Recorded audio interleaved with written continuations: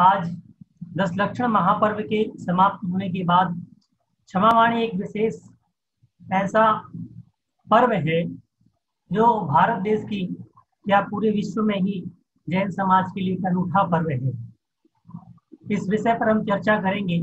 उससे पूर्व हम सभी लोग मंगलाचरण करने के लिए अपने दोनों करस्तों को जोड़ लें। ओम नमः सिद्धेभ्यः, ओम नमः सिद्धेभ्यः, ओम नमः सिद्धेभ्यः। मंगलम भगवान वीरो, मंगलम गौतमो गणी, मंगलम कुंद कुंदार्यो, जैन धर्मोस्तु मंगलम। सर्व मंगल मांगल्यम, सर्व कल्याण कारकम, प्रधानम सर्वधर्माणां, जैनम दयतु शासनम, जैनम दयतु शासनम, जैनम दयतु शासनम।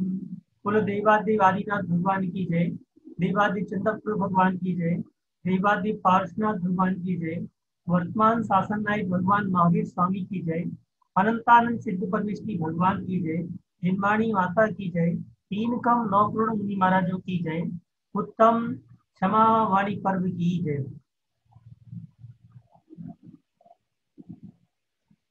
आज हम विचार करेंगे कि क्षमावाणी पर्व क्यों मनाया जा रहा है, जबकि क्षमा पर्व 10 लक्षण के प्रथम दिन ही आया और हम सबने धूमधाम से मनाया। उसके बाद यह क्षमावाणी पर्व आया और इस क्षमावाणी पर्व पर क्या ऐसा विशेष है जो हमारे जीवन में आना चाहिए। यदि क्षमावाणी पर्व नहीं मनाया या क्षमावाणी के भाव यदि हमारे मन में नहीं आए तो क्या लाभ से हम हाथ धो सकते हैं। सबसे पहले हमने 10 लक्षण के प्रारंभ दिन में देखा था क्षमा किसे कहते हैं। क्षम्यतेति भावा क्षमा, यानी जो क्षमा के भाव, क्रोध के अभाव का जो भाव है वह क्षमा है। और जब यह 10 लक्षण पर्व क्रोध का नाश करते हुए जब ब्रह्मचर्य की ओर अग्रसित हो जाता है, ऐसी स्थिति में जब हम सभी अपने मन में क्षमा धारण कर लेते हैं तब वह वाणी से प्रस्फुटित होता है, वाणी से निकलता है। ऐसे भाव को हम क्षमा भाव कहते हैं। वह भाव केवल मुख की शोभा नहीं है कि हम सोचें कि हमने किसी से वार्तालाप करनी है या अपने से अपने लोगों को ये कहना है तो हम व्हाट्सएप के माध्यम से या कोई चीज कह करके हम कह सकें। हम उस क्षमा भाव को अंतरंग में, जब तक वह क्षमा भाव हमारे नहीं आएगा तब तक हमारी वाणी से वह निकल नहीं सकता है। तो हमें आज कुछ विशेष देखना है कि क्षमावाणी पर्व क्या है। क्या क्षमावाणी पर्व कायरों का धर्म है? लोग कहते हैं कि बस की नहीं थी इसलिए क्षमा कर दी। ऐसी बात नहीं। एक बात और मैं आप सभी को कहना चाहता हूँ कि हम सभी ने अभी मंगलाचरण किया है और मंगलाचरण किया है इसका अर्थ है शास्त्र का प्रवचन हो रहा है। ऐसी अवस्था में आप खाना पीना इत्यादि बंद कर दें। यदि नहीं कर सकते हैं तो कृपया अपना वीडियो बंद कर दें, जिससे कि हम दूसरों को अपना वस्तु या जो हम खा पी रहे हैं वो ना दिखा सकें। तो हमारी शास्त्र की मर्यादा भी रह पाएगी और हम सभी लाभान्वित भी हो पाएंगे। तो मैं ये कह रहा था कि जहाँ विश्व के कुछ लोग जो जैन धर्म की शक्ति से परिचित नहीं है, वह ये मानते हैं कि क्षमा कायरों का धर्म है। मैं उनको कहना चाहता हूँ क्षमा वही कर सकता है जिसमें क्षमा धारण करने की योग्यता होती है। ये कायरों का नहीं, वीरों का आभूषण है। ऐसा विचार अपने मन में नहीं लाना चाहिए कि हमारे वश में नहीं थी इसलिए हमने क्षमा कर दिया। नहीं दिया। क्षमा उस व्यक्ति को भी किया जाता है जो अपराध हमारे प्रति कर चुका हो या अपराध करने का विचार ला रहा है। उस व्यक्ति के अपराध को समाप्त करने के लिए क्षमा भाव उत्पन्न किया जाता है। रामायण में एक कथानक आता है कि एक राजा अपने शत्रु राजा को जीत करके जब वह जेल में बंद कर देता है, कारावास से बंद कर देता है, और उसके बाद कुछ दिनों के बाद 10 लक्षण पर्व चालू होते हैं। दशलक्षण पर्व की समाप्ति के बाद वह राजा अपने पूरे नगर में क्षमावाणी पर्व का उत्सव मनाता है।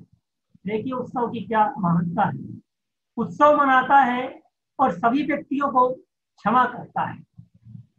जब वह मिठाई लेकर के एक दरबान, एक सैनिक उस राजा के पास जाता है, तो वह राजा उस सैनिक से कहता है, जाओ अपने राजा से कह देना कि क्षमावाणी पर्व तो मना रहे हो, मगर शत्रुता अभी तक तुम्हारे मन में है। जब राजा के पास ये बात पहुंचती है तो राजा ने वाकई स्वीकार किया कि सही बात है, जिसको मैं शत्रु मान करके कारागार में बंद किया हुआ हूँ, उस शत्रु को तो मैंने छोड़ा नहीं, उस शत्रु से मैंने शत्रुता तो खत्म की नहीं। मैं क्षमावाणी मना किसके साथ रहूं? कि जिन लोगों पर मेरे शासन है, जो लोग मेरे शासन की लोहा मानते हैं, या जिन लोगों के ऊपर मैं शासन कर रहा हूँ, जो मेरे से दबे हुए व्यक्ति हैं, जो हर हाल में राजा के खिलाफ एक वाक्य भी विरोध में नहीं बोल सकते हैं, क्या मैं उनसे क्षमा मांग रहा हूं? जो व्यक्ति मेरे विरोध में बोल सकता है, जो व्यक्ति मेरे विरुद्ध खड़ा हो सकता है, क्यों ना मुझे उससे क्षमा मांगनी चाहिए। क्षमा केवल शत्रुता खत्म करने बस का महत्व नहीं रखता। क्षमा वह अस्त्र है जो शत्रुता उत्पन्न करने से पहले ही शत्रु को मित्र बनाया जा सकता है। क्षमा वह अस्त्र है। तो जब राजा को ये बात पता चलती है तो वह राजा जाता है और कारागार में बंद अपने उस शत्रु को छुड़ाता है, उसको सज्जित करता है, अपने साथ भोजन कराता है, और उसी दिन वह उस राजा के राज्य भवन में जाकर के उस राजा का राज सिंहासन उसको सौंपता है, उसका राज्याभिषेक दोबारा से करता है। ये देखिए, ये उस राजा की क्षमा वाणी है। अब विचार करें कि हमने क्षमा कहाँ मनाई, किस व्यक्ति से मनाई। अब क्षमा को कई भागों में हम यदि विभक्त करें क्षमावाणी को, आजकल तो व्हाट्सएप का मामला है, हर व्यक्ति व्हाट्सएप के माध्यम से क्षमावाणी मना लेता है। उसको ये नहीं पता कि मैं जिस व्यक्ति से क्षमा मांग रहा हूँ उसके प्रति मैंने अपराध किया है नहीं किया है, या मेरे मन में अपराध उत्पन्न हो रहा है नहीं हो रहा है। एक लोक प्रचलन के कारण से हम क्षमा मांगने के लिए पहुंच जाते। देखिए ये भी एक है तो बहुत अच्छी चीज। आज मैं जब अपने ऑफिस में गया और हमारे संस्था के निदेशक महोदय के पास में गया और मैंने कहा कि गुरुजी आप मुझे क्षमा कीजिएगा, साल भर में मेरे से जो भी गलतियां हुई हो तो क्षमा कीजिएगा। तो उन्होंने जवाब दिया कि आज तक तो मैंने आपके द्वारा कोई अपराध करते हुए या मेरे विरुद्ध कोई कार्य करते हुए मैंने देखा नहीं, तो मैं क्षमा किस बात की करूं। फिर भी मैं कहना चाहता हूं कि जैनों का ये पर्व बड़ा अनूठा है कि व्यक्ति गलती करे या ना करे, वह व्यक्ति क्षमा मांग करके सामने वाले को ये बोध करा देता है कि आइंदा के बाद यदि मेरे से कुछ गलती हो, उस बात के लिए मुझे इग्नोर कीजिएगा। उस बात के लिए वो मना लेता है कि अब मैं आपका शत्रु नहीं हूं। यानी सामने वाले को, जिसको हम जानते नहीं पहचानते नहीं है, उस व्यक्ति से यदि हमने क्षमा मांग भी ली तो वह व्यक्ति हमारा मित्र हो गया। वह शत्रु तो नहीं था परंतु मित्र अवश्य बन गया। तो हम व्यक्ति विशेष से यदि क्षमा मांगते हैं, यदि वो जानकार हो या ना हो, फिर भी यदि हम क्षमा मांग लेते हैं तो वह शत्रु हो या ना हो परंतु मित्र अवश्य बन जाता है। जहां हमने देखा कि रामायण का वह प्रसंग जहां राजा अपने मित्र, अपने शत्रु राजा से क्षमा मांग करके उसके राज्य के साथ मैत्री भाव स्थापित कर लेता है। अब शासक नहीं रहा, अब शासक मित्र बन गया। अब देखें, यदि हमें किसी पर शासन करना है तो सबसे पहले नीति कहती है उसको मित्र बनाओ। शत्रु पर शासन करोगे तो कितने दिन तक शासन कर पाओगे? वह शत्रु जब समर्थ होगा तब विरुद्ध खड़ा हो जाएगा। आज यह समर्थहीन है तो हमने यदि क्षमा मांगी और उसने क्षमा मांगी तो वह कभी भविष्य में समर्थशाली बनेगा, तो वह व्यक्ति हमारे विरुद्ध खड़ा हो सकता है। तो हमारी क्षमा मांगना व्यर्थ हो जाएगा कि हमने शत्रु को तो अपना मित्र बनाया ही, केवल हमने उस व्यक्ति को क्षमा मांग करके एक व्यवहारिकता निभाई। अब देखें, एक व्यक्तिगत क्षमा होती है। कौन सी क्षमा होती है? एक व्यक्तिगत क्षमा होती है, एक सामूहिक क्षमा होती है।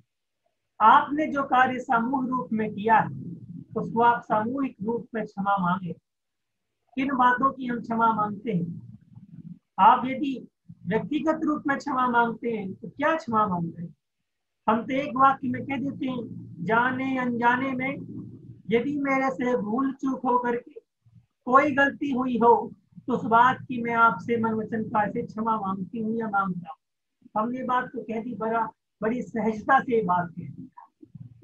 अब विचार करें कि आपने क्या गलती की है जो सामने वाला उसको क्षमा करे। यदि क्षमा मांगना है, क्षमा वह प्रोसेस है जो हमें आलोचना करने का भी अवसर प्रदान करता है। यदि हम किसी से क्षमा मांगते हैं तो किस बात की क्षमा मांग रहे हैं, किस अपराध की क्षमा मांग रहे हैं, इस बात पर भी हमें विचार करना चाहिए।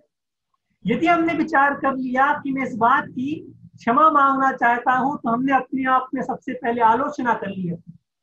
हमने अपने आप को तैयार कर लिया कि मैं इस बात की क्षमा मांगता हूं कि उस समय मेरे द्वारा किसी व्यक्ति को गाली दे दी गई थी तो वह व्यक्ति मेरे से बुरा मान ले।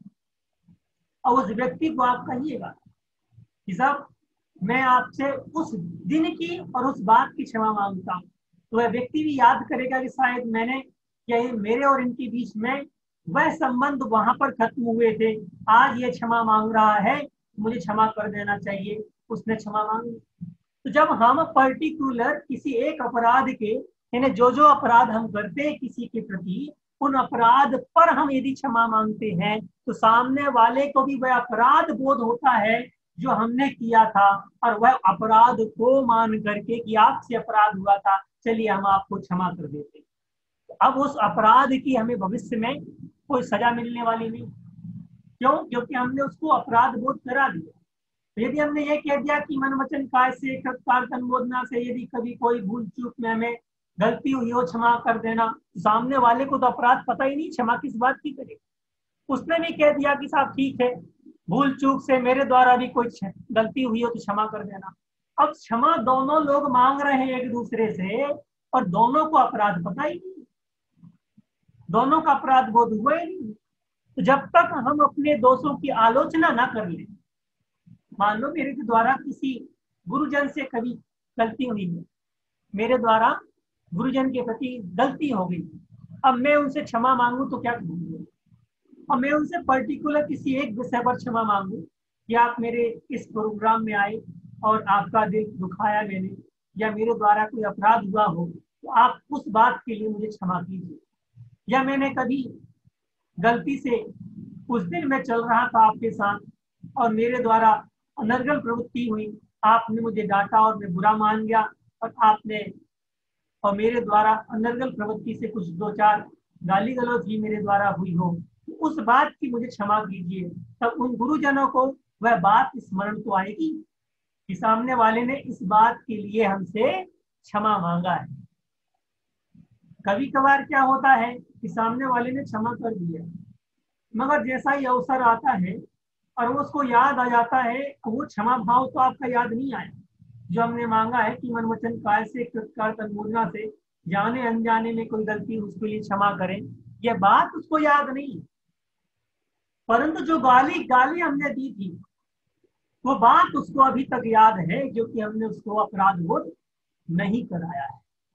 जब हमने अपराध बोध नहीं कराया, अपना अपराध दूसरे को बोध नहीं कराया है, तो वह जब भी ऐसा अवसर प्रदान आएगा, ऐसा अवसर आएगा कि जहां आपको नुकसान पहुंचाना होगा, तो वह सोचेगा कि सामने वाले ने उस समय गाली दी थी, मुझे भी गाली देना चाहिए या मुझे इसका अहित करना चाहिए।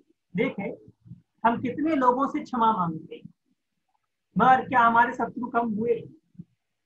क्या जिस व्यक्ति के प्रति हमने अपराध किया था, जिस व्यक्ति के प्रति हमने गलती की थी, हमने उससे क्षमा मांग ली, बाद में भविष्य में जाकर के उस व्यक्ति ने हमें उस अपराध की सजा दी, सजा दी, तो आपका क्षमा मांगना कहाँ तक सार्थक था? क्योंकि हमने और जिस व्यक्ति ने क्षमा मांग रहा और जो व्यक्ति क्षमा कर रहा है, क्षमा जिस वस्तु की, जिस व्यक्ति से मांग रहे हैं, उसका अपराध बोध तो हमें हुआ ही नहीं, तो हम क्षमा किस बात की मांग रहे हैं। इसलिए मैं कहता हूं कि पर्टिकुलर जिस व्यक्ति से हमें क्षमा मांगनी है और जिस समय की हमें क्षमा मांगनी है, कम से कम वह समय तो याद करो। वह समय याद हो जाएगा तो हमें अपना अपराध बोध हो गया। जिस व्यक्ति से क्षमा मांगना चाहते हैं उसको हमने अपना अपराध उसे बोध करा दिया, और अब दोनों व्यक्ति क्षमा मांगे, जरूर आंखों से पानी जरूर गिरेगा।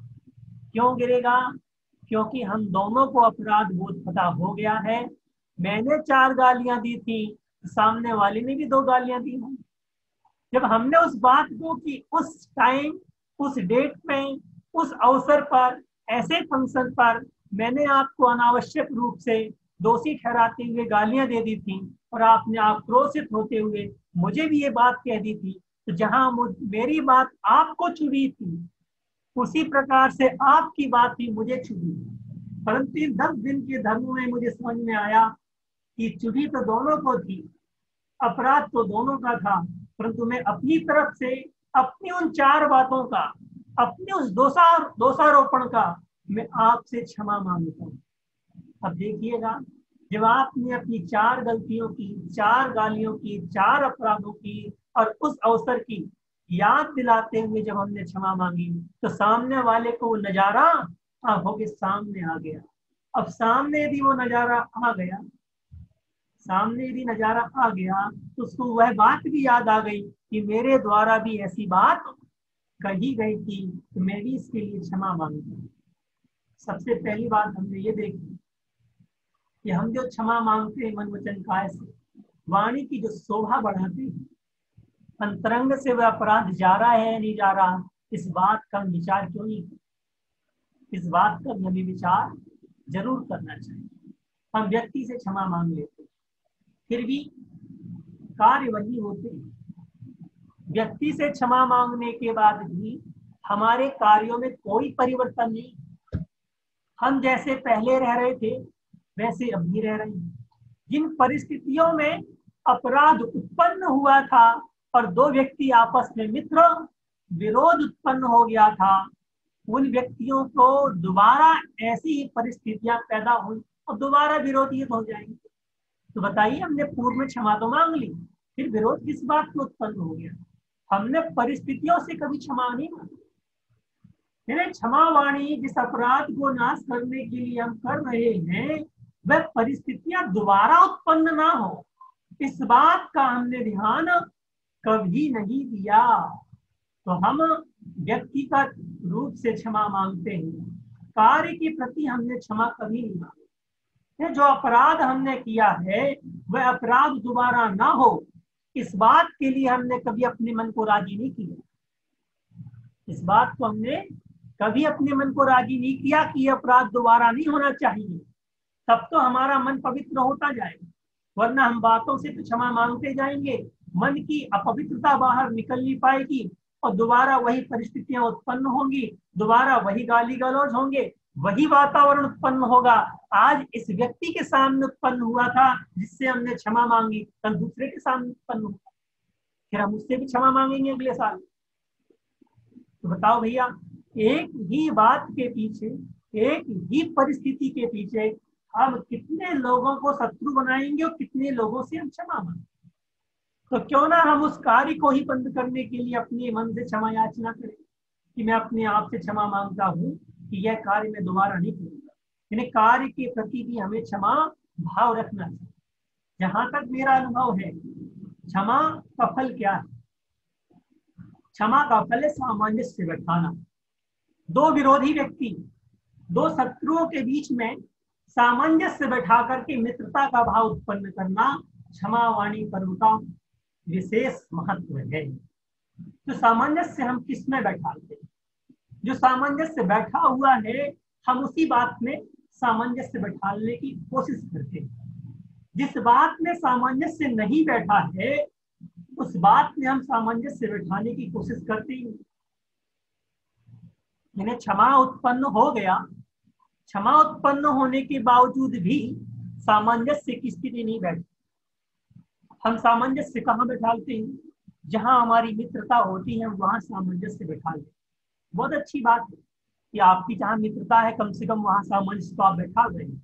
मगर जहां आपकी मित्रता नहीं है, जहां पर शत्रु उत्पन्न होने का भय है आपको, वहां भी सामंजस्य बैठाने का हमें प्रयत्न करना चाहिए।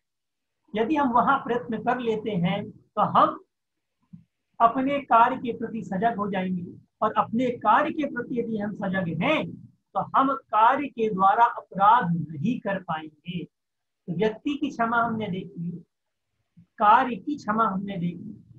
अब हमें ये देखना है कि क्षमा कहाँ नहीं रखनी चाहिए। देखिए, हमें अपने सिद्धांतों में कभी क्षमा नहीं रखनी चाहिए, इन्हें सामंजस्य नहीं बैठना चाहिए। कोई कहने लगा कि मुनि नहीं होते, मान लिया हमने मुनि नहीं होते, कोई कह रहा, तो आप क्या करेंगे कि साहब विवाद ना हो, चलो हम मान ले कि मुनि नहीं होते। क्या हमारा मन ऐसा कह सकता है? किसी ने कहा कि साहब मांस भक्षण करने में कोई दोष नहीं है, यदि मैं विरोध करता हूं कि मांस भक्षण करने में हिंसा होती है तो लोगों की प्रति अभी विवाद खड़ा हो जाएगा। तो हम क्या करें? क्या वहां क्षमा भाव धारण कर लें, वहां अपना सामंजस्य बैठा लें कि साहब ठीक है, हम मानते हैं कि मध्य मास मधु में हिंसा नहीं होती, क्या हम वहां मान लें? नहीं बंधुओं, ऐसे सिद्धांतों में हमें कभी सामंजस्य बैठाने की आवश्यकता बिल्कुल नहीं। सामंजस्य विरोध में बैठाई जाती है, सामंजस्य सिद्धांतों में नहीं बैठाई जाती। यदि सिद्धांतों में सामंजस्य बैठाने की कोशिश करते तो आज आचार्य हमारी आधी से ज्यादा जिनवाणी सामंजस्य में बैठती चली जाती, यानी आधी से ज्यादा जिनवाणी में दोषारोपण उत्पन्न करने वाले व्यक्ति उत्पन्न हो जाते हैं। तो हमें सामंजस्य कहाँ बैठालना है? हमें सिद्धांतों में कभी सामंजस्य बैठाने की बात कभी नहीं करनी चाहिए। व्यक्तिगत रूप में यदि कोई व्यक्तिगत रूप से यदि किसी से क्रोधवश, मानवश, मायावश या लोभवश, मैं ये नहीं कहता हूं कि हमें क्रोध उत्पन्न नहीं होगा। क्यों नहीं होगा भैया? होगा। मान उत्पन्न नहीं होगा, होगा। मायाचारी उत्पन्न नहीं होगी, लोभ उत्पन्न नहीं होगा, होगा, क्योंकि हम अभी ग्रस्त में बैठे हुए हैं। जब छठे गुरुस्थानवर्ती मुनि महाराज के भी संजलन क्रोध मान माया लोभ है, तो हमें क्यों नहीं होगा? जब हम चौथे गुरुस्थान में बैठे हुए हैं, घर पर बैठे हुए हैं, 10 धर्म का पालन कर रहे हैं, क्या हमारे सामने परिस्थितियां उत्पन्न नहीं होंगी? होंगी, परिस्थितियां उत्पन्न होंगी, और उन परिस्थितियों के हिसाब से यदि हम नहीं ढले, कहने का है परिस्थितियों को अपने अनुसार यदि नहीं ढाल पाए तो हमें क्रोध मान माया लोभ उत्पन्न होगा। होने के बाद वह क्रोध मान माया लोभ कितने समय तक हम अपने अंदर रख पाते हैं, यह हमारी कैपेसिटी के ऊपर निर्धारित करता है। क्या कर रहा है? निर्धारित कर रहा है। एक उदाहरण के तौर पर आप समझे, एक व्यक्ति हमारे घर पर किसी काम से आया कि साहब एक कागज पर साइन कराना। हमने बाहर से ही सामने वाले को साइन किया और रवाना कर दिया। एक व्यक्ति कागज पर साइन कराने के लिए आया, हमने उसे घर में बैठाया, बैठाने के बाद चाय पानी पूछी, कुछ देर बात करने के बाद साइन करके रवाना कर। तीसरा व्यक्ति हमारे घर साइन कराने के लिए आया कागज पर, हमने उससे बात की, चाय पानी कराया, नाश्ता भी कराया, साइन किया और जाने दिया। चौथा व्यक्ति हमारे घर पर आया, साइन ही कराने, साइन करा लिया, बाहर से आया था, हमने उसे रोका कि साहब शाम तक रुक जाइए, फिर चले जाना, क्या जल्दी है? कल तक रुक जाइएगा, फिर चले जाना, क्या जल्दी है? हमने उसे रोका। उसी प्रकार से अब विचार करें, क्रोध मान माया लोभ, ये 4 वही व्यक्ति जिनको हमें रोकना है और जिनको हमें रवाना करना है। आप क्या करेंगे? यदि हम व्यक्ति को साइन करके बाहर से ही रवाना करते हैं, संजुलन कसा है। सामने वाले को चाय पानी बैठाल करके फिर साइन करके रवाना करते हैं, कौन सी कसा है? अनंतानुबंध्य प्रत्याख्यान प्रत्याख्यान प्रत्याख्यानावरण कसा है। यदि हमने सामने वाले को चाय पानी के साथ नाश्ता कराया और रवाना कर दिया, अब प्रत्याख्यानावरण कसा है। और सामने वालों को कुछ 1 दिन 2 दिन के लिए हमने रोक के रख रहे हैं, अनंतानुबंधी कसाय। विचार कीजिए कि हमें जिस व्यक्ति से या जिस वस्तु से हमें कोई प्रयोजन नहीं है, कोई प्रयोजन नहीं है, केवल साइन का प्रयोजन था, आप जल्दी से निपटा सकते थे। उसी प्रकार से जो कसाय हमारे अंतरंग में आ चुकी है, उन कसायों को हम कितनी देर तक रोक सकते हैं या कितनी देर तक हमें रोकना चाहिए, इस बात का निर्णय कौन करेगा? इस बात का निर्णय सामने आने वाला पड़ोसी या सामने आने वाला व्यक्ति नहीं करने वाला। आप जितनी देर तक उसको रोकने की कैपेसिटी रखते वो रुक रहा है। उसी प्रकार से जो क्रोध मान माया लोग 4 कसाय आई हैं, उनको रोकने की कैपेसिटी हमारे ऊपर है और उनको माने दूर हटाने की कैपेसिटी हमारे अंदर। अब हमें विचार ये करना है कि उसे अंतर्मूर्त रोकना है, 1 दिन रोकना है, 2 दिन रोकना है, महीने भर रोकना है, 6 महीने रोकना है, कितना रोकना है, ये बात हमारे मन के ऊपर निर्धारित है। तो वह क्रोध आएगा जरूर। ये मत सोचिए कि मैं क्रोध पर विजय प्राप्त कर रहा हूं। जब ग्रस्त हो तो क्रोध पर विजय प्राप्त नहीं कर रहे, केवल क्रोध को मोड़ रहे।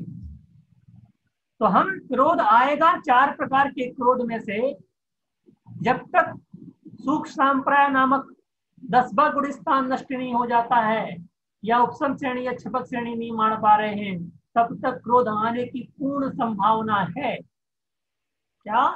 क्रोध आने की पूर्ण संभावना है। और ऐसी स्थिति में क्रोध आता है तो हमें निपटाना है कि कितनी देर में हम उसे निपटा पाते। बस इसकी चीज को हम ध्यान रखें कि क्रोध मान माया और लोभ, इन 4 कसायों के कारण से यदि हमें अपराध होता है, देखिए 4 कसाय और 5 पाप, इनके द्वारा अपराध हर व्यक्ति को हो रहा है। इनके द्वारा जो अपराध हुआ है उस अपराध की हम क्षमा मांग रहे हैं। तो हमने देखा कि व्यक्तिगत रूप में हमने क्षमा मांगी, हमने कार्य के प्रति क्षमा मांगी, हमने सामूहिक रूप से क्षमा मांगी। जिस व्यक्ति से हमारा कोई लेन देन नहीं, उससे भी हमने क्षमा मांगी। क्यों मांगी? क्योंकि वह नेक्स्ट शत्रु ना बने। यदि हमने उसको क्षमा मांग करके मित्र बना लिया तो हमारा मित्र बन गया। जिस व्यक्ति से शत्रुता थी हमारी, उससे हमने क्षमा मांगी। तो अभी बताया हमने आपको कि जब तक अपराध बोध नहीं होगा तब तक अंतरंग की क्षमा बाहर निकल के आ भी गई तो कार्यकारी नहीं है। तो हमें उन वस्तुओं के प्रति, जिन वस्तुओं के अवक्ष के कारण से हम पाप का बोध कर रहे हैं, अपराध कर रहे हैं, उन वस्तुओं से भी, उन वस्तुओं के प्रति भी हमें क्षमा भाव रखना चाहिए। क्षमा भाव कर वहां त्याग करना चाहिए। यदि हमने त्याग नहीं किया तो हमारा अपराध तो हो ही रहा। देखिए कई चीज ऐसी होती है, जैसे जो व्यक्ति गरिष्ठ भोजन करता है या जो व्यक्ति कहते हैं कि उत्तेजक भोजन करता है, वह व्यक्ति, उसके अंदर क्रोध इत्यादि जो कसाय है स्वभावतः आ जाते हैं। तो हमें उन वस्तुओं का भी तो त्याग करना है। क्षमा भाव को अंतरंग में आज के दिन ही अकेला सजो करके नहीं रखना है कि केवल क्षमावाणी पर आया तो हम उसके लिए सजो कर रख लें। हमें क्षमा भाव को अंतरंग में बनाए रखने के लिए जो बाहरी कारण हमारे उस क्षमा भाव को नष्ट करने वाले हैं, उस क्षमा भाव को सुरक्षित रखने के लिए उन बाहरी कारणों का भी निवारण करना होगा, जब हमारी क्षमा भाव सुरक्षित रह सकती है। वरना एक दिन की क्षमावाणी दूसरे दिन कार्यकारी नहीं होगी, दूसरे दिन कार्यकारी नहीं होगी। ये क्षमावाणी इस प्रकार से हम मनाते हैं। हम जिनके प्रति विद्वेष भाव रखते हैं, हम मंदिर जाते हैं, मंदिर जाने के बाद सबसे कहते भाई साहब क्षमा करना, भाई साहब क्षमा करना, भाई साहब क्षमा करना। सबने कहते भाई साहब हमें भी क्षमा करना, हमें भी क्षमा करना। वह व्यक्ति जो मौन खड़ा हुआ है, जिससे हमने क्षमा मांगी है, जो हमें कह रहा कि भाई साहब कुछ नहीं करना है, उस व्यक्ति के पैर पड़िएगा। वह आपकी क्षमावाणी का उत्तर नहीं दे रहा है, इसका अर्थ उसके मन में चोर बैठा हुआ है। उसके मन से चोर निकालिएगा, तब आप क्षमावाणी मना पाएंगे। हमने अपनी क्षमा तो मना ली, उस व्यक्ति से भी तो क्षमा मंगवानी है।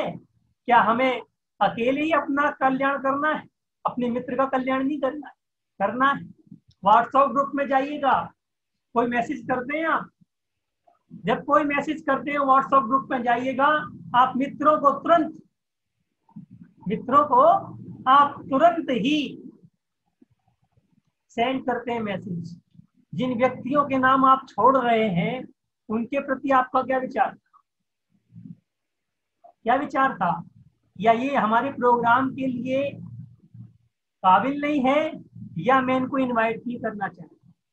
यदि वो हमारे प्रोग्राम के लिए काबिल नहीं है, यदि प्रोग्राम के योग्य नहीं है, तो कोई बात नहीं, ऐसे बहुत सारे लोग होंगे। फिर भी यदि हमने मैसेज सेंड कर दिया, उसके मन में बात आ गई कि नहीं साहब, मैं सामाजिक आदमी हूँ, किसी एक लाइन का या किसी एक व्यापार का आदमी नहीं हूँ कि मुझे भी सुनने का अधिकार है, तो वह आ सकता है। परंतु जिन लोगों को हम इग्नोर कर रहे हैं वो हमारे के शत्रु हैं। सबसे पहले उसको फोन लगाइए कि साहब, जब मैं व्हाट्सएप के द्वारा मैसेज कर रहा था तो मुझे विचार आया कि इनको मैसेज नहीं करना चाहिए। ऐसा मन में मेरे विचार आया तो मुझे बड़ा बुरा लगा कि क्यों नहीं करना चाहिए। तो मन से मेरे विचार आया कि इन्होंने ऐसा गलती उस समय की थी, इस कारण से मैं इनको नहीं करना चाहिए। अब देखिएगा, आप उसको फोन लगाइए जिसको आप इग्नोर कर रहे थे, यानी आपको पता चल जाएगा कि शत्रु कौन है। फेसबुक में आप जाइएगा, मैं लोकल उदाहरण आपको इसलिए दे रहा हूँ कि फोन, फेसबुक, टीवी, इन चीजों का लोग अपनी आवश्यकता से अधिक उपयोग करते हैं। इन्हें खाना 2 टाइम खाते हैं, खाना 2 बार खाते हैं, परंतु मोबाइल दिन में करीब 100-125 बार टच कर लेते हैं। पानी 5-7 बार पिएंगे, मैं 100-125 बार मोबाइल जरूर टच करेंगे। ये क्या है? जिस वस्तु को हम सबसे अधिक उपयोग कर रहे हैं, अपनी आवश्यकता, रोटी कपड़ा मकान से भी अधिक आवश्यक वस्तु, जिनको मान रहे हैं कि इनके बिना हमारा जीवन नहीं चल रहा है, उस मोबाइल में जो व्हाट्सएप ग्रुप है, टेलीग्राम ग्रुप है, फेसबुक ग्रुप है, उन ग्रुपों में जाइएगा और जाकर के मैसेज सेंड कीजिएगा, लाइक करके देखिएगा। जो आपके मित्र हैं आप उनको तो लाइक कर देंगे, तो शत्रु की पहचान वहां आपको हो जाएगी। साहब, इसको मैं लाइक क्यों नहीं कर रहा हूँ? मन में के मेरे कौन से चोर बैठा हुआ है जिसके कारण से सामने वाले की पोस्ट को मैं लाइक नहीं कर रहा हूँ? इतने सारे लोग लाइक करने के लिए तैयार बैठे हैं, लोग लाइक कर रहे हैं, परंतु मैं क्यों नहीं कर रहा हूँ? हमें वहां पता चलेगा कि मेरे मन में इसके प्रति दुर्भाव है। बस आप फोन उठाइएगा और सामने वाले को, या आप चैट कीजिएगा सामने वाले को और फोन उठा करके उसे क्षमा मांगिएगा, तब हमें लगेगा कि हमने वास्तविक क्षमा मांगी। बहुत सारे लोगों के मैसेज आए कि साहब क्षमा कीजिए, क्षमा कीजिए, क्षमा कीजिए। किस बात की मैं क्षमा करूंगी, किस बात के लिए क्षमा मांगूंगी, इस बात का तो मुझे फिक्र ही नहीं, इस बात का तो मुझे पता ही नहीं है कि किस बात के लिए मैं क्षमा मांग रहा हूँ। तो हमें किस बात के लिए मांगना, इस बात को तो निर्णय हमें ही करना है कि केवल मुंह की शोभा के लिए हमने लोगों से कह दिया क्षमा क्षमा क्षमा। ऐसे तो बहुत सारे लोगों ने क्षमा कह दिया, मित्र बना लिया, मगर जो पुराना शत्रु है जिससे हमारी बन नहीं रही है, उसके मन के चोर को हम कैसे दूर करेंगे? बातचीत के जरिए से दूर कर सकते हैं। उनको हम फोन करके, उन व्यक्तियों से भी तो फोन करो, कम से कम जिनसे सालों भर से हमने बात नहीं की, उस व्यक्ति से भी तो क्षमा मांगने का अपना हृदय बनाइएगा। जिस व्यक्ति से हमने बात नहीं की, जो व्यक्ति हमसे दूर है, उसको भी फोन कीजिएगा। अरे पहले तो लोग साल में एक बार मिलते थे, अब तो फोन आ गया है, कोरोना काल चल रहा है, घर से बाहर पैर रखना नहीं, आवश्यक वस्तुओं को ला करके रख लेना। अब ऐसी स्थिति में क्या करेंगे? ऐसी स्थिति में 4 महीने में शत्रु मित्र की पहचान करो। अब 1 महीना और बाकी, सरकार कह रही है सितंबर तक कोरोना ठीक हो जाएगा। आज 3 तारीख है, अभी 27 दिन बाकी है अपने पास। इन 27 दिनों में मनन कीजिएगा कि हमने 27 दिनों में किसको याद नहीं किया और किस कारण से याद नहीं किया। क्या हमारे उसके प्रति दुर्भाव थे जिसके कारण से मैं उसे याद नहीं कर रहा हूँ? हमें अपने मन में ये भाव जागृत करना चाहिए कि सामने वाले की कौन सी चीज मुझे पसंद नहीं है, इस कारण से मैं उसके प्रति अनुराग उत्पन्न नहीं कर पा रहा हूँ। बोलिएगा उससे, उसको भी अपराध बोध कराइएगा, जिससे कि मित्र के अंदर से मित्रता उत्पन्न हो, शत्रुता उत्पन्न ना हो। ये सामने वाले की कोई बात आपको अच्छी नहीं लगती है, खट से फोन उठाइए और सही कहिए कि भाई साहब, मैं आपसे क्षमा मांगता हूं, आप भी मुझे क्षमा किए। क्योंकि एक विनती और सामने मैं आपके प्रस्तुत कर रहा हूं कि मुझे इस बात से ठेस पहुंची थी, इस कारण से मेरा मन आपके प्रति मलिन हो गया था। कृपया उस बात को आप सुधार लें, जिससे कि मेरा मन दोबारा मलिन ना हो आपके प्रति और हमेशा आपके प्रति मित्रता बनी रहे। और आप भी कोई बात बताएं जिस बात से मेरे आपका यदि मानस मलिन हुआ हो, आपका मन मलिन हुआ हो, तो वह बात भी मेरे सामने प्रस्तुत करें, जिससे कि मैं अपराध न कर पाऊं। इन चीजों का विचार भी हमें करना है। यदि मित्र कहते हैं तो मित्र के अपराध को भी दूर करना है और अपने अपराध को भी दूर करना है। मित्र के मन में कौन सी बात हमारे प्रति गलत चल रही है, इस बात की भी गिला शिकवा हमें दूर करना है और अपनी भी गिला शिकवा दूर करना है। कभी कभार क्या होता है, हम गाड़ी चलाने में एक्सपर्ट तो होते और बढ़िया देख सुनकर गाड़ी चलाते भी हैं, परंतु फिर भी सामने वाला या पीछे से कोई ठोक जाए तो उसके प्रति किसकी जवाबदेही? अरे हमारी है, हमने देख करके बाजू क्यों नहीं किया। तो हमें अपने मन से यदि हमने अपराध निकाल दिया है तो सामने वाले के मन से भी अपराध निकालना उतना ही आवश्यक है, क्योंकि उसके द्वारा यदि अपराध नहीं निकाला गया तो हमारा मन दोबारा मलिन हो सकता है, उसके द्वारा हमारे प्रति दोबारा अपराध उत्पन्न हो सकता है। तो हमारे मन की जो बातें हैं उन बातों पर ही हमें विचार करना बड़ा आवश्यक है। तो मैं आप सभी से यही कहना चाहता हूँ, इतनी बात अपन ने जो की कि मित्र के प्रति मित्रता निभाएं। और एक बात और है, एक बात की और क्षमा हमें मांगनी चाहिए। किन बातों की क्षमा मांगनी चाहिए? हमारे द्वारा जिन कार्यों से किसी व्यक्ति के पाप उत्पन्न हो रहा हो, कोई व्यक्ति अपने मन को मलिन कर रहा हो, यदि पाप के द्वारा वो दूषित हो रहा हो तो उसके प्रति हमें क्षमा मांगनी चाहिए। अभी देखें, बहुत सारे जगह की समाजों में बड़ा वितंडावाद बैठा हुआ है। इन्हें कोरोना काल में मंदिर जा नहीं पा रहे हैं, जहां राजनीति मंदिर में कर लेते थे, अब घर बैठे वर्कशॉप के द्वारा राजनीति चल रही है। ऐसी राजनीति से भी हमें बचना चाहिए और इसका उपाय ढूंढना चाहिए कि समाज को अधिक से अधिक समय धार्मिक क्रियाओं में हम कैसे संलग्न कर सके। इन चीजों का विचार भी हमें पदाधिकारियों को, मंदिर के पदाधिकारियों को, ट्रस्टियों को अवश्य करना चाहिए, क्योंकि मंदिर के हमारी जैन समाज में जो भी दोष उत्पन्न होता है वह सारा पदाधिकारी उन चीजों का, दोषों का भागीदारी पदाधिकारी भी है, क्योंकि उनका जिम्मा था। अध्यक्ष बन गए, मंत्री बन गए, महामंत्री बन गए, सब कुछ बन गए। यदि हमसे कोई व्यक्ति खुश नहीं है और वह हमसे नाखुश होकर कोई अपराध करता है तो आचार्य कहते हैं कि तुम्हारा संभालना काम था, तुमने संभाला नहीं, छठा भाग पाप आपको भी लगे। तो भैया, जहाँ मंदिर में पूजा पाठ अभिषेक हो रहे हैं तो पुण्य का अर्जन कर रहे हैं, वहां हमारे समाज के जो युवा वर्ग, वृद्ध वर्ग, बाल बच्चे वर्ग, महिला वर्ग अपराध की दुनिया में प्रवेश कर रहे हैं, उनका जिम्मा कौन लेगा? उनको सुधारने का जिम्मा कौन लेगा? हमको ही तो लेना पड़ेगा, क्योंकि हम पद में बैठे हुए हैं। हमारी बहु बेटियां भाग रही हैं, उनको सुधारने का काम कौन करे? आज समाज से युवा पीढ़ी दूर होती जा रही है, इसका रीजन कौन ढूंढेगा? क्या वो युवा पीढ़ी जो समाज से भाग रही है उससे कहें हम कि भाई साहब क्या रीजन है? अरे हमें रीजन ढूंढना है कि हमारी युवा पीढ़ी समाज से दूर क्यों भाग रही है।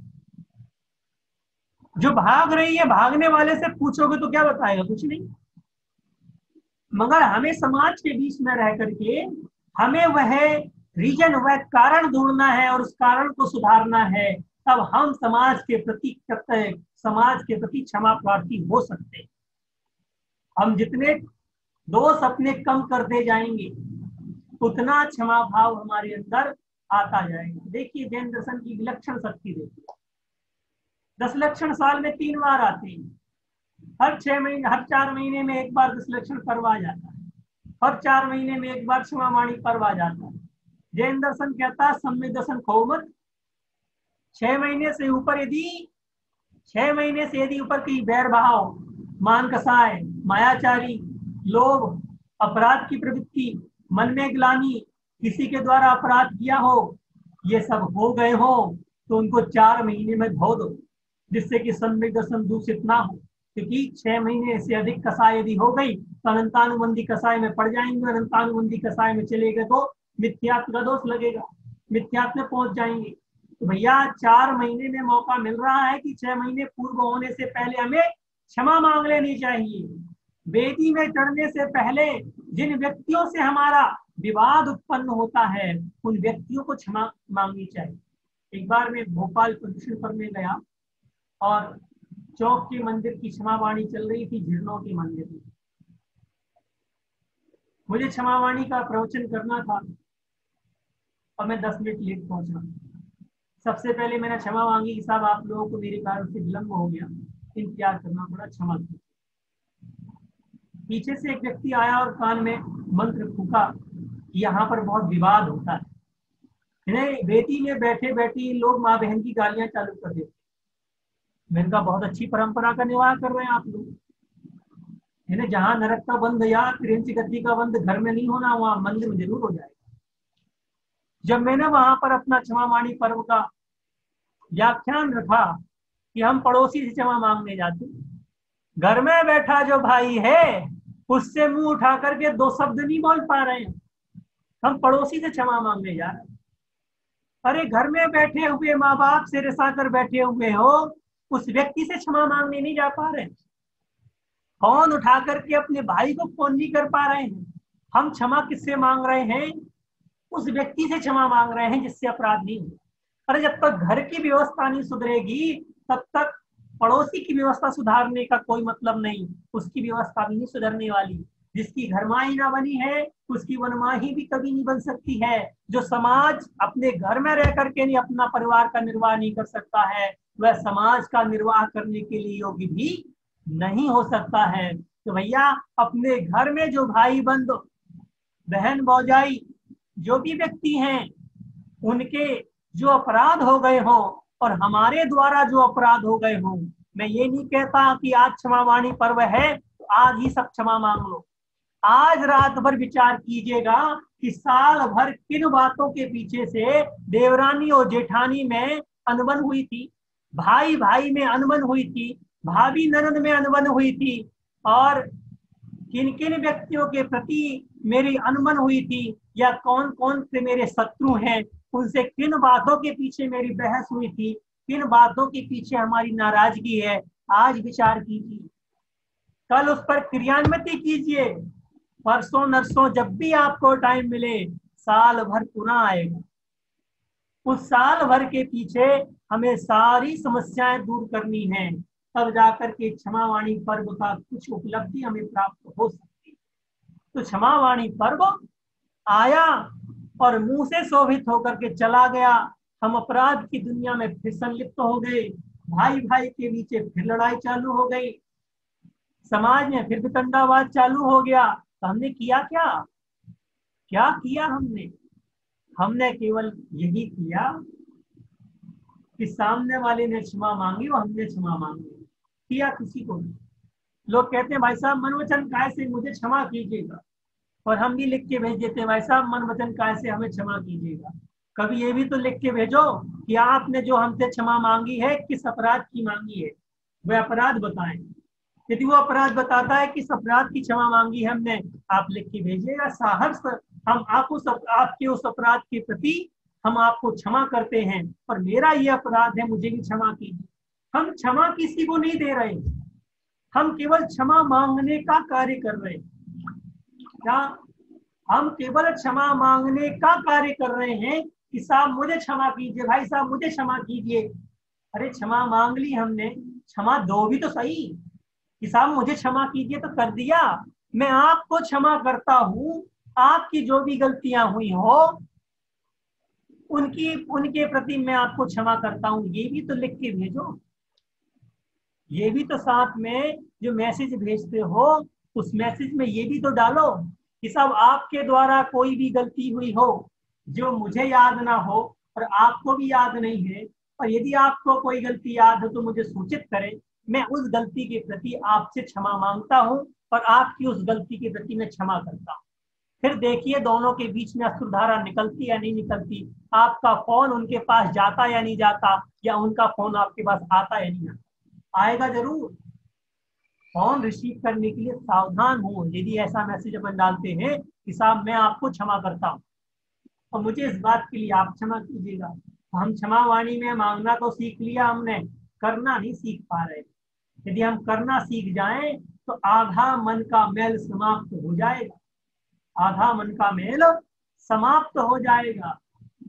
ऐसे क्षमा भाव प्रस्तुत करने की बहुत सारे तरीके हैं, बहुत सारी आइडियाज हैं। जैसे व्यापार चलाने के लिए हम आइडिया उत्पन्न करते हैं, उसी प्रकार परिवार चलाने के लिए आइडिया लगाते हैं कि साहब ऐसे परिवार चलाया जा सकता है, ऐसे किया जा सकता है, ऐसे किया जा सकता है।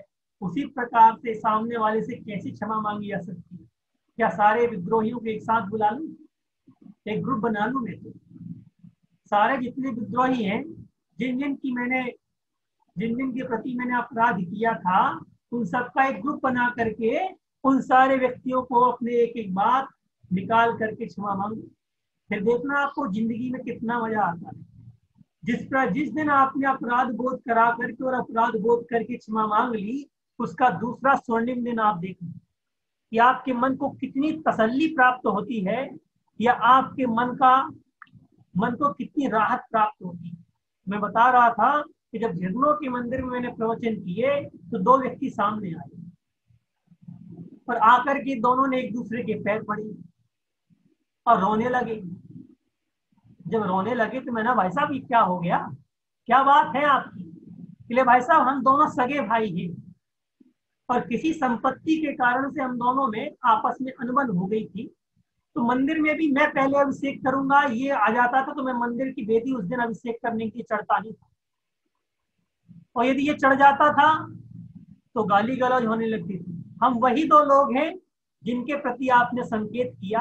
आज से बाद में नियम लेता हूं, तो दोनों व्यक्तियों ने कहा आज के बाद में नियम लेता हूं कि हम मंदिर में छोड़ो, अपने घर में भी कभी एक दूसरे से अनबन नहीं करेंगे।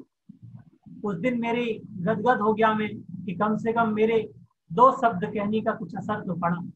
सिंगोली गया था मैं 2003 में, वहां पर प्रवचन करने के बाद कोई रिस्पॉन्स नहीं। मैंने एक व्यक्ति को बुलाया, समाज के मुखिया को बुलाया। मुखिया को बुलाने के बाद कहा कि आप समाज से क्षमा मांगिएगा। बेचारा हतपत रह गया कि पंडित जी ये क्या कह रहे हैं, मैंने कोई समाज के प्रति गलती तो की नहीं, आप कैसे कह रहे हैं कि समाज से आप क्षमा मांगिएगा? मुझे 10 दिन में एहसास हुआ कि समाज में दो धड़े हैं, अलग अलग दो धड़े हैं। मैंने कहा दूसरे धड़े का आदमी भी आया, मैंने कहा एक दूसरे के पैर पड़ो। साहब दोनों ने पैर पड़े, एक दूसरे क्षमा मांगी। पहले पंडित जी बताइए हम दोनों का अपराध क्या था? मैंने कहा आप जानो और आप जानो, आप दोनों दो धड़े के अध्यक्ष हो, तो दो धड़े बने क्यों समाज में? यानी किसी न किसी प्रकार से अनबन चल रही, इसलिए दो धड़े बने और आप दोनों धड़े के मुखिया हो।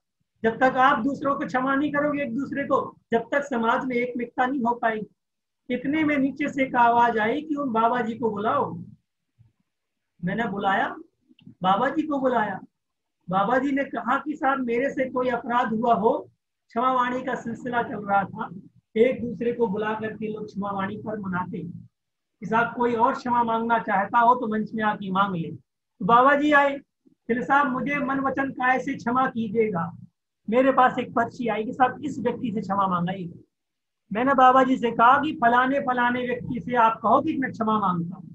नहीं मैं उससे नहीं कह सकता, मैं उससे नहीं कह सकता। मैं क्यों नहीं कह सकते? 30 साल से शत्रुता चल रही है, मैं उस व्यक्ति से नहीं कह सकता। मैं तो उस व्यक्ति को ही बुलाता, उस व्यक्ति को भी बुलाया, सामने खड़ा हुआ। मैंने कहा आप इनकी क्षमा करते या नहीं करते? तो साहब मैं क्षमा करता हूँ, लेके पैर पड़ो। जब उस व्यक्ति ने पैर पड़े तो बाबा जी की आत्मा रोल गई। बोले साहब ये क्षमा मांगने के लिए तैयार बैठा और मैं ही हूँ मूर्ख जो सामने वाले को क्षमा नहीं कर पा रहा, क्षमा नहीं मांग पा रहा। आखिरकार दोनों ने गले मिले। पता चला कि 30 साल से दोनों के परिवार में इन दो व्यक्तियों के कारण से पूरे पोते तक एक दूसरे से बोलते नहीं। मैंने कहा कल का भोजन मेरे साथ सारा परिवार आपके घर करेगा और परसों का भोजन मेरे साथ ये परिवार आपके घर पर करेगा। जब जाकर आपकी शत्रुता खत्म होगी। यहाँ समाज के सामने तो आपने मनमुटाव निकाल लिया, मगर परिवार का जो मेल जोल है, खान पान रहन सहन, जो रोटी बेटी का व्यवहार जो समाज में होता था वह आपने बंद कर दिया। उसे पुनः चालू करें, तो खान पान चालू करें। और दोनों परिवारों ने मिलकर के एक दूसरे से खान पान चालू किया। इस प्रकार से हमें जड़ को पकड़ना चाहिए, जड़ को हिलाना चाहिए, तब जा करके हम व्यक्तिगत रूप से, सामाजिक रूप से, समाज का मुखिया सबसे ज्यादा जिम्मेदार होता है। जहाँ पुण्य कमाने का जिम्मेदार होता है, वहाँ पाप कमाने का भी जिम्मेदार होता है। इसलिए समाज की मुखिया को आगे आना चाहिए। और जिन परिवारों में अनबन चल रही है, या जिन परिवारों के बीच में कोई कहासुनी हो गई हो, समाज के मुखिया का कर्तव्य होता है कि उन परिवारों को आपस में बैठाल करके और उन परिवारों की अनबन बातचीत को अनबन खत्म करा करके और बातचीत प्रारंभ करानी चाहिए। तब जा करके समाज में एक समरसता का माहौल पैदा कर सकते हैं हम, और अपनी समाज को एकत्रित करके चल सकते हैं। तब वास्तविक रूप में वो क्षमावाणी मानी जाएगी, वरना मुख की शुद्धि भी क्षमावाणी से नहीं हो पा रही। आज अपन ने कह दिया और फिर पीठ पीछे गालियां देना चालू कर देते हैं। ये क्या है? ये क्षमावाणी? अरे अफसरों में देखिए, आप दफ्तरों में जाकर देखिएगा, लोग क्षमा मांग लेते हैं और फिर फाइलों में वही रंजिश निकालना चालू कर देते हैं, एक दूसरे की टिप्पणियां चालू कर देते हैं। देखिए आप, पर आज अखबार भरे पड़े, जैन समाज के आज अखबारों को देखें, भरे पड़े हुए हैं एक दूसरे के खिलाफ लिखने के लिए तैयार। उसका रीजन क्या है? क्या वो समाज के प्रबुद्ध वर्ग जो एक दूसरे को गालियां देते हैं अखबारों में, क्या वो ये नहीं जानते हैं कि इससे हमें दुर्गति का बंद हो रहा है, इससे हमें दुर्गति का बंद हो रहा है, मान कसाय की पुष्टि हो रही है? वो नहीं जानते, जानते हैं, परंतु आत्मा सो गई। जब तक वो आत्मा जागृत नहीं होगी ना, तब तक जाकर के हम अपनी आत्मा को जब तक जागृत नहीं कर पाएंगे, तब तक हमारे अंदर क्षमावाणी पर्व नहीं आ सकता। पहल करके देखें, पक्का नहीं कि दोषी हम ही हो, ऐसा भी मत सोचो कि हमेशा दोषी हम हैं, परंतु हमारे दोष जो हमारी नजर में हमें नजर नहीं आते हैं, शायद वो दोष सामने वाले को नजर आ जाए। आप अपने मित्र को बैठाल कर कहीं पूछना कि यार बताओ कि बहुत दिनों से तुम्हारे साथ मित्रता है, कौन सी ऐसी बात मेरे अंदर है जो तुम्हें पसंद ना हो, पूछ के देखना, क्या बताएगा वो? अच्छी बात बताता है, बुरी बात बताता है, क्योंकि हर व्यक्ति के अंदर अच्छी और बुरी दोनों बात होती है। वो अच्छी बात बताता है, बुरी बात बताता है, ये आप और हम जानते हैं, हमारे पता है। तो जिस व्यक्ति को आप अपना मानते हो, कम से कम उससे पूछ के तो देखना कि साहब कोई गलती है क्या हमने, बताइए तो सही। हम उसे दूर करने का प्रयत्न करेंगे, हम उसे दूर करने का प्रयत्न करेंगे। यहीं से आपका क्षमा भाव प्रारंभ हो जाता है, यहीं से आप क्षमा भाव प्रारंभ करना सीख जाते हैं। आपका टाइम तो हो रहा है, अभी मुझे बहुत सारी बातें आपको बतानी थी, शायद अगला कभी टाइम मिलेगा तो आपको बताएंगे। मैं 2-4 बातें कहकर के मैं अपनी बात समाप्त करूंगा। सबसे पहला पॉइंट तो ये है कि यदि हम व्यक्तिगत रूप से क्षमा का प्रारंभ करते हैं, तो हमें सबसे पहले अपने परिवार से प्रारंभ करना चाहिए। अपने परिवार के उन व्यक्तियों से हमें क्षमा भाव प्रारंभ करना चाहिए जिनसे हमारी अनबन हो गई। दूसरी बात, जहां बाहर निकले तो समाज के उस परिवेश को हमें सुधारने का, यदि अपने परिवार के उस परिवेश को सुधारने का भी हमें जिम्मा लेना चाहिए, जिनके कारण से हमारे बीच में मनमुटाव होने के चांस बढ़ते हैं। हम क्षमा मांग लेते हैं, फिर वह दोबारा गलतियां करते हैं, तो वो दोबारा गलती हम ना करें, ऐसा भी हमें प्रयास करना चाहिए, जिससे कि हम प्रति साल एक एक गलतियों से शुद्ध होते चले। और यदि हम एक एक गलतियों से शुद्ध होंगे, तो मैं मानता हूँ कि कभी ऐसा भी अवसर आएगा जहाँ मुनि महाराज के सामने बैठ करके उनसे दीक्षा की भी प्रार्थना कर सकेंगे। क्योंकि दीक्षा लेते समय ये सारी चीजें देखी जाती हैं कि मन में मुटाव तो नहीं। एक उदाहरण और बता करके खत्म करूंगा। एक मुनि महाराज थे, किसी संघ में एक मुनि महाराज थे, उन्होंने मुनि दीक्षा ले ली और संघ में प्रवेश किया, और संघ घूमता हुआ उनके गांव में गया, और गांव में जाने के बाद उनके परिवार वालों ने चौका लगाया, सबने चौका लगाया, मगर एक और भाई थे उनके जिनको चौका लगाया और वो उठाया नहीं चौके में मुनि महाराज को प्रदान नहीं किया। उनको पता था कि मुनि महाराज तो हमारे प्रदान में आएंगे। जैसे मुनि महाराज वो अंदर चले गए, जब आचार्य महाराज को ये बात पता चली कि ऐसा भी है, इस जैन समाज में है एक ऐसा व्यक्ति जिनकी इन मुनि महाराज से पूर्व अवस्था में बनती नहीं थी, तो वो अभी तक यही मानते कि ये मुनि महाराज हमारे चौके में नहीं आएंगे। उन मुनि महाराज को आचार्य महाराज ने बुलाया और कहा कि कल तुम्हें आहार करने के लिए फलाने फलाने चौके जाना है। महाराज ने कहा ऐसा क्यों कह रहे महाराज, मेरे लिए तो सारे लोग एक से हैं, मैं किसी की जिसके चौके में विधि मिल जाएगी जाऊंगा। चले विधि यही है तुम्हारी कि तुम उस व्यक्ति के चौके में तुम्हें जाना है, यही तुम्हारी विधि है और आचार्य का आदेश है। ठीक है महाराज, आपका आदेश खराब है। अब मुनि महाराज सबसे लास्ट में उतरते थे, जैसे ही गए उनका चौका बंद। उनको ये विश्वास था महाराज तो आएंगे नहीं, पर वो जाकर चौके में दालान में खड़े हो गए। अब लोगों ने आवाज लगाई महाराज आए हैं, महाराज आए हैं। वो लोग दौड़ते हुए कौन से महाराज आ गए, सब तो निपट गए। अरे जो महाराज के लिए तुमने चौका खोल के नहीं रखा तो वो महाराज आए। पड़गाहन हुआ, यहाँ से आचार्य महाराज सबसे पहले भोजन करके आहार करके उसी चौके में गए। अब देख रहे हैं दोनों भाइयों को एक दूसरे के आंसू गिर रहे हैं और चौके की व्यवस्था में विघ्न हो रहा था। महाराज ने कहा भाई अब क्षमा भाव हो गया, अब आहार ग्रहण करो, तुम आहार दो। फिर दोनों परिवारों को बुलाया, महाराज के परिवार को, इनके परिवार को। पहले महाराज की तो क्षमा भाव पहले से ही था, परंतु इनके कारण से जो परिवार में क्षमा भाव नहीं हो पा रहा था, आज दोनों परिवार बैठ करके एक दूसरे से क्षमा मांगे। ऐसे कई तरीके क्षमा भाव के हो सकते हैं। हम खोजबीन वाले आदमी हैं, अपना भी देखें अपन कि अपन क्या खोजबीन कर सकते हैं, अपने शत्रु को मित्र बनाने के लिए कितने प्रयास हम कर सकते हैं। इस कोरोना काल में विचार करें, जो मैंने कहा है, अभी 30 दिन बचे हैं, अपने मन की गलतियां बाहर निकालिएगा और इस सितंबर को क्षमा पर्व माह घोषित करिए अपने मन से। इस पूरे सितंबर में महापर्व के रूप में हम मनाएंगे, इस क्षमावाणी पर्व को पूरे सितंबर माह तक मनाएंगे और जो जो गलतियां जिन जिन व्यक्तियों से हुई हैं उसे सोच सोच करके, अपने मन की आलोचना करके, एकांत में बैठ करके प्रत्याख्यान करें और सामने वाले को फोन लगा के कहें कि भाई साहब ये वाली गलती उस दिन आपसे मेरी आपसे आपके प्रति हो गई थी, कृपया उस गलती के प्रति मेरी क्षमा करें।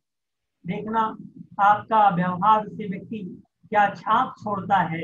इसी मंगलमय भावना के साथ कि आप सभी मेरी बात पर विशेष ध्यान देते हुए इस सितंबर माह में कोरोना काल में जिन जिन व्यक्तियों के प्रति आपने गलती की है या जिन व्यक्तियों ने आपके प्रति गलती की है, दोनों को एक डायरी में क्षमा देने वाला कॉलम और क्षमा मांगने वाला कॉलम दोनों में लिखिएगा और जिस व्यक्ति से क्षमा मांगनी है उससे कहिएगा कि मैं इस बात की आपसे क्षमा मांगता हूँ, आप कृपया मुझे क्षमा करें। यदि ऐसा करेंगे तो वह बात दोबारा उठ करके सामने नहीं आएगी और हमें मन में अपनी ग्लानि उत्पन्न होगी, तो उस प्रकरण को दोबारा दूसरे व्यक्ति के सामने करने से पहले हम कई बार सोचेंगे। इस प्रकार की विचार आपके सामने रखे। आप सभी मेरे विचार से सहमत हैं या नहीं ये तो मैं नहीं जानता हूँ, परंतु आप यदि ऐसा कर सकते हैं तो करिएगा। मैं तो अपने मन की उद्गार बता रहा हूँ कि मैं विचार करता हूँ इस प्रकार से कि किस व्यक्ति से हमें क्षमा मांगनी है। अभी तक मैंने इतने सारे मैसेज आए मेरे पास, अभी तक मैंने रिप्लाई किसी का नहीं दिया। रिप्लाई इसलिए नहीं दिया, अब दूंगा रिप्लाई कि साहब किस प्रकार से क्षमा, उसके प्रति मेरा ये अपराध हो गया तो उसके प्रति क्षमा। इस प्रकार से उस अपराध की मूल को ही समाप्त करने का प्रयत्न हमें करना चाहिए। इसी के साथ आप सभी से उत्तम क्षमा। इस क्षमावाणी पर्व में यदि मैं इस 1 घंटे में ही आपका मेहमान था, आप में से बहुत सारे लोगों ने पहली बार मुझे देखा होगा, तो आप 1 घंटे के अवसर पर यदि कोई कटु बात आपको मन में लग गई हो तो मैं बहुत अच्छा मानता हूँ कि वह कटु बात आपकी क्षमावाणी पर्व पर सार्थक हो सकती है। उस कटु बात को आप मन में रखें और मेरे प्रति विद्वेष ना रखें, इसलिए मैं आपसे अभी से क्षमा मांगता हूँ कि आप मुझे भी क्षमा कीजिएगा। इसी के साथ यह प्रवचन की श्रृंखला यही समाप्त करते हैं। यदि कोई सांगानेर से कोई गोष्ठ जुड़ गया हो, यदि कोई अपनी बात रखना चाहता हो तो वह अपनी बात भी प्रस्तुत करें। और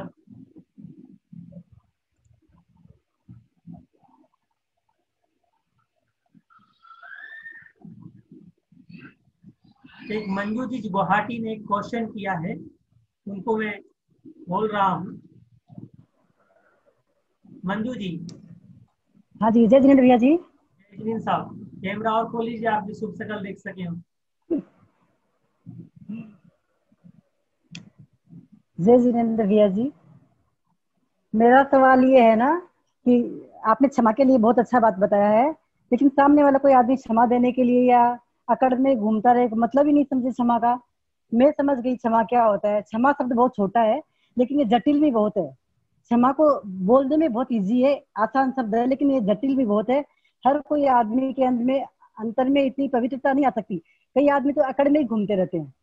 मैं माफी मांगू किसी से और सामने वाला अगर अकड़ में रहे, माफी नहीं करे, तो ऐसी स्थिति में मुझे क्या देखिए, करना आपसे एक चाहिए? बात कहता हूँ।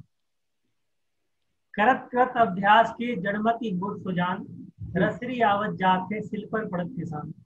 आप उससे एक बार क्षमा मांगिएगा, वो आपको नहीं क्षमा करेगा। जो ग्रंथि कसाय की बहुत गाढ़ी बैठ चुकी है, वो एकदम से नहीं खुल सकती। ठीक है ना? आप हाथ जोड़ के क्षमा मांगेंगे, पहला प्रयत्न। सामने वाला फिर भी क्षमा ना करे, आप पैर पड़ के क्षमा मांगिएगा। आपका कुछ नहीं जाना, नमन करना है। आप पैर पड़ के क्षमा मांगिएगा, कुछ पसीज जाएगा वो। फिर दूसरे दिन उसके सामने जाइएगा और उससे फिर कहिएगा, साहब मुझे क्षमा करना, कल की बात का जवाब नहीं मिला, पर आप जब तक जवाब मुझे नहीं देंगे, मैं जब तक प्रयत्न करती रहूंगी। यदि आप ऐसा आज प्रयत्न करते हैं, देखिएगा, आप विचार कीजिएगा, यदि ऐसा प्रयत्न करते हैं, ना सही 100% उसकी ग्रंथि टूटे, मगर आपके इस प्रयास से करीब 20% भी ग्रंथि टूट जाती है, तो अगले साल 20% फिर तोड़ने का प्रयास कीजिए। अरे जो सालों से ग्रंथि बांध रखी है, वो एक बार की क्षमा में जाने वाली नहीं है। जी है जी। इसलिए मेरा कहना है, अपना प्रयत्न जरूर करें। सामने वाले का मन बदलेगा, यह विश्वास जरूर रखना। यदि ये विश्वास नहीं है, तो सामने वाले का मन नहीं बदलेगा, ये पक्का विश्वास रखें।